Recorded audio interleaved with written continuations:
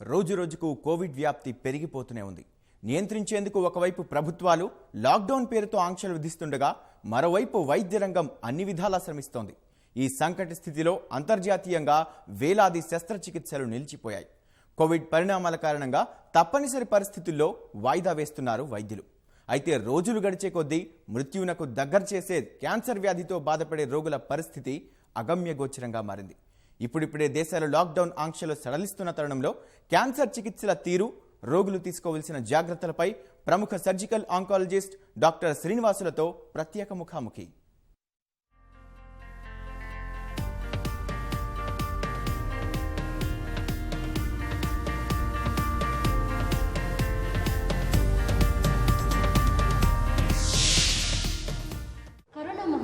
ఓవైపు ప్రపంచాన్ని గజగజలాడిస్తుంటే మరోవైపు ఈ సమయంలో ప్రభుత్వ ఆంక్షలు కావచ్చు, ఇతరత్ర కారణాలు కావచ్చు, క్యాన్సర్తో బాధపడేటువంటి పేషెంట్లు ఉంటారో వాళ్ళ చికిత్సకి కాస్త ఇబ్బందికర పరిస్థితులు ఏర్పడ్డాయని చెప్పొచ్చు. మరి ఈ నేపథ్యంలో కరోనా స్టార్ట్ అయిన తర్వాత, అంటే ఈ కోవిడ్-19 కేసులు అనేవి భారతదేశంలో ప్రారంభమైన తర్వాత క్యాన్సర్ పేషెంట్స్ సంబంధించి చికిత్సల్లో ఎలాంటి జాగ్రత్తలు తీసుకున్నారు, పేషెంట్స్ రావడం అనేది హాస్పిటల్కి ఏ మేరకు జరుగుతుందన్న వివరాలు తెలియజేసిన ప్రస్తుతం మనతో ఉన్నారు ప్రముఖ సర్జికల్ ఆంకాలజిస్ట్ డాక్టర్ శ్రీనివాసులు. మరిన్ని వివరాలు ఆయన మాటలు తీసుకుందాం. నమస్తే సార్. నమస్తే. ఈ కోవిడ్ సమయంలో క్యాన్సర్ పేషెంట్స్కి చికిత్స అందించడం అనేది ఎలాంటి ఛాలెంజ్గా చూడొచ్చు అంటారు?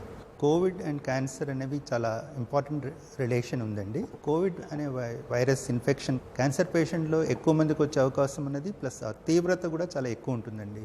ఎందువల్లంటే క్యాన్సర్లో ఇమ్యూన్ సప్రెషన్ ఉంటుంది, అంటే బాడీలో రోగ నిరోధక శక్తి తగ్గిపోతుంది. అంతేకాకుండా క్యాన్సర్ రకరకాల organs, for example lung, liver ఇలాంటి ముఖ్యమైన ఆర్గాన్స్కి వచ్చినప్పుడు ఆ పేషెంట్ యొక్క రోగ నిరోధక శక్తి తగ్గుతుంది. ఆ ఆర్గాన్స్కి వైరస్ ఎఫెక్ట్ అయినప్పుడు తీవ్రత కూడా ఎక్కువ ఉంటుంది. అంతేకాకుండా క్యాన్సర్లో న్యూట్రిషనల్ డెఫిషియన్సీస్ ఉంటాయన్నమాట. సరైన ఆహారం తీసుకోకపోవడం వల్ల, ఈ న్యూట్రిషన్ డెఫిషియన్సీస్ వల్ల కూడా కరోనా వైరస్ తీవ్రత ఎక్కువగా ఉంటుంది. ఈ కారణాల వల్ల క్యాన్సర్ కూడా ఒక comorbid condition which increases the corona virus mortality. Corona virus యొక్క తీవ్రతని ఇంక్రీజ్ చేసే diabetes, hyper tension, cardiac disease వీటితో పాటు ఈ క్యాన్సర్ కూడా ఉన్నదన్నమాట. సో ఈ క్యాన్సర్ రోగుల్లో ఒక ముఖ్యమైన విషయం ఏంటంటే వాళ్ళకి చికిత్స ఎలాగ మనం డిలే చేయలేము. ఈ డిలే చేయటం వల్ల క్యాన్సర్ ఎక్కువగా ముదిరిపోవటము, క్యూర్ రేట్స్ తగ్గిపోవటము జరుగుతుంది. ఆల్ ఓవర్ ది వరల్డ్ గత 2 నుంచి 3 నెలల్లో క్యాన్సర్ వైద్యాలు చాలా వరకు ఆపివేశారు. ఒక ఎస్టిమేట్ ప్రకారము దీనివల్ల 5 to 10% ఇంక్రీజ్ ఇన్ మోర్టాలిటీ, అంటే క్యాన్సర్ మరణాలు 5 నుంచి 10% వరకు పెరగవచ్చు. ఈ ఎఫెక్ట్ మనకి రాబోయే 2-3 సంవత్సరాల్లో తెలుస్తుంది. ఇప్పుడు మనం క్యాన్సర్ ఇన్సిడెన్స్ తీసుకుంటే ఇండియాలో సంవత్సరానికి 12 లక్షల కొత్త క్యాన్సర్ కేసులు రఫ్గా ఉంటాయి. అలాగే ఆల్ ఓవర్ ద వరల్డ్ ప్రపంచంలో తీసుకుంటే దగ్గర 20 కోట్లు కొత్త క్యాన్సర్ కేసులు సంవత్సరానికి వస్తున్నాయి. ఇందులో 5 to 10% ఇంక్రీజ్ ఇన్ మోర్టాలిటీ అంటే ఇండియాలో కనీసం 1 లక్ష కన్నా ఎక్కువ మరణాలు సంభవించవచ్చు. అలాగే ప్రపంచంలో తీసుకుంటే 1 కోటి మరణాల వరకు సంబంధించాయి. అంటే సార్, మోర్టాలిటీ అనేది 5 నుంచి 10% పెరగచ్చు అని చెప్తున్నారు.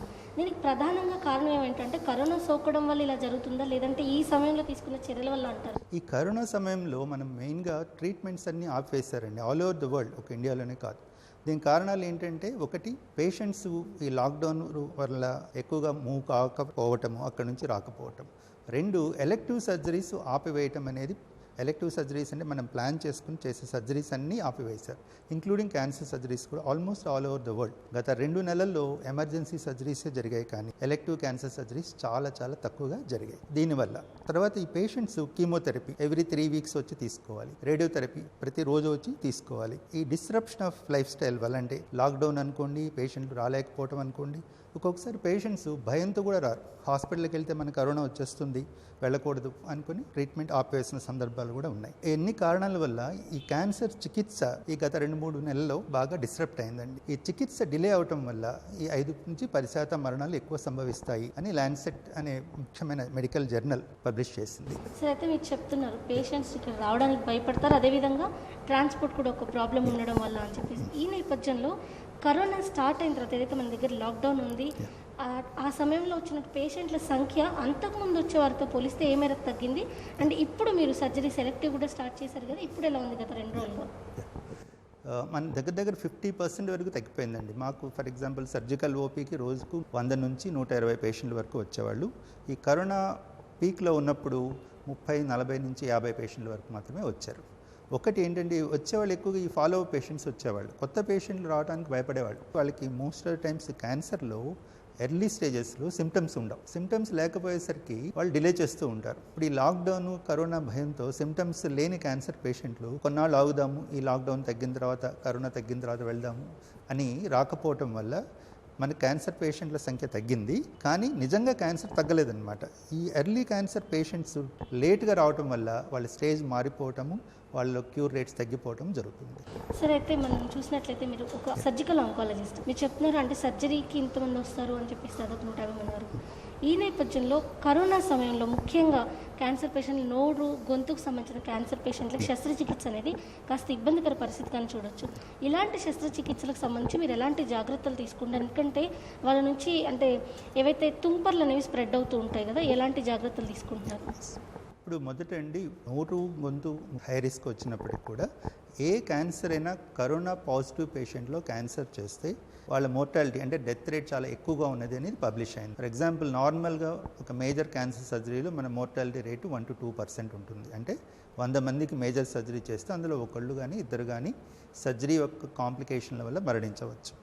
కానీ కరోనా పాజిటివ్ పేషెంట్స్లో సర్జరీ చేసినప్పుడు ఈ మోర్టాలిటీ రేటు 28 to 30%, అంటే 28 నుంచి 30% వరకు ఉన్నది అనేది వరల్డ్ జర్నల్ ఆఫ్ సర్జరీలో పబ్లిష్ అయింది. అలాగే కొన్ని యునైటెడ్ కింగ్డమ్ నుంచి పబ్లిష్ అయిన రిపోర్ట్స్లో కూడా ఈ కరోనా పాజిటివ్ పేషెంట్స్లో సర్జరీ చేసినప్పుడు దగ్గర 30%, అంటే 100 మందికి మనం సర్జరీ చేస్తే 30 మంది వరకు చనిపోవచ్చు. దీనివల్ల ఒక కరోనా పాజిటివ్ పేషెంట్కి సర్జరీ చేసినప్పుడు మొట్టమొదటి ఆ పేషెంట్కి రిస్క్ ఎక్కువ అవుతుంది. రెండవది, కరోనా పాజిటివ్ పేషెంట్కి సర్జరీ చేసినప్పుడు ఆ సర్జరీ బృందానికి మొత్తానికి, అంటే సర్జన్స్ అనుకోండి, అనస్టిస్ట్, మత్తు డాక్టర్లు, అక్కడ ఉండే థియేటర్లో ఉండే staff nurses, others OT staff, తర్వాత వాళ్ళు ఐసీయూలోకి వచ్చినప్పుడు ఐసీయూ స్టాఫ్, అక్కడ ఉండే డాక్టర్లు, వార్డ్స్లో ఉన్న డాక్టర్లు, ఈ హెల్త్ కేర్ వర్కర్స్ అందరూ ఎక్స్పోజ్ అవుతారు. దానివల్ల వాళ్ళకి కూడా కరోనా వచ్చేటువంటి అవకాశం ఎక్కువ అవుతుంది. వాళ్ళ ఇళ్లకు వెళ్ళినప్పుడు వాళ్ళ ఇంట్లో వాళ్ళు, మిగతా వాళ్ళు కూడా కరోనాకు ఎక్స్పోజ్ కావచ్చు. అంతేకాకుండా మిగతా రోగులు ప్లస్ వారి అటెండర్స్ వీళ్ళందరూ కూడా ఎక్స్పోజ్ అవుతూ. సో కరోనా పాజిటివ్ పేషెంట్కి మనము సర్జరీ చేసినప్పుడు